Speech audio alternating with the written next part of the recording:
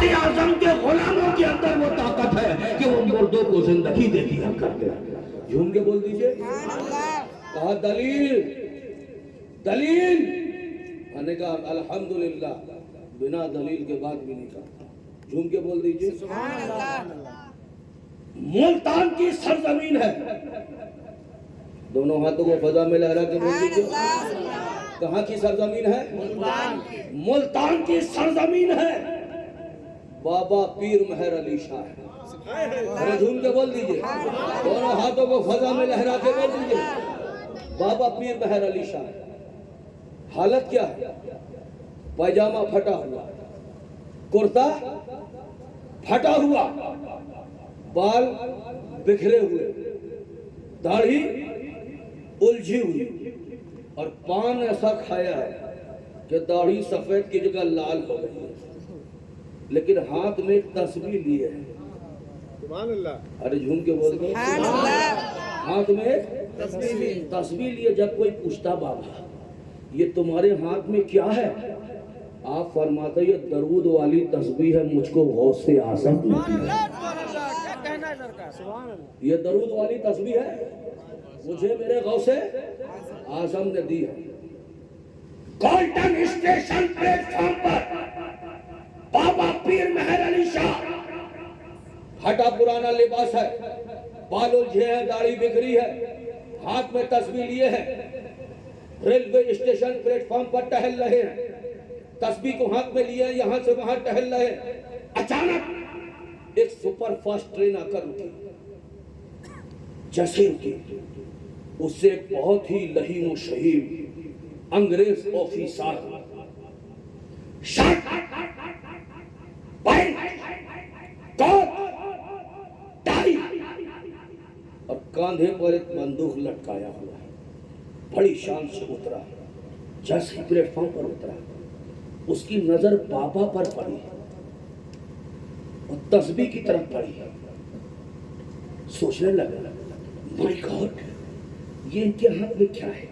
ये गोल गोल गोल गोल गोल गोल ऐसा घूम रहे हैं। बहुत देर तक खड़ा हुआ उस तस्बीह को देखता रहा। उसके बाद जब दिल में चैन नहीं आया, बाबा पर के पास गया, कहा बाबा बाबा क्या है? बाबा ये तुम्हारे हाथ में क्या है? ये तुम्हारे हाथ में क्या है? बाबा ने फौरन उसकी तरफ पलट के देखा, उसकी बंदूक की तरफ इशारा किया, कहे नाबाद, ये तुम्हारे कांधे पे क्या है? अरे ये तो मेरा हथियार है। बाबा ने फरमाया ये भी मेरा हथियार है। अरे झूम के बोल दीजिए। बाबा ने फरमाया ये भी मेरा हथियार है। अब तो उसकी हैरत की इंतहा नहीं। हथियार, माय गॉड, क्या साइंस ने इतनी तरक्की कर ली? क्या इतने छोटे छोटे से एटम बम बन गए? ये कैसा हथियार है? कहां से गोली चलती होगी? क्या इतने छोटे छोटे से बम है? बहुत गौर से खड़े होकर तस्वीर को देख रहा है।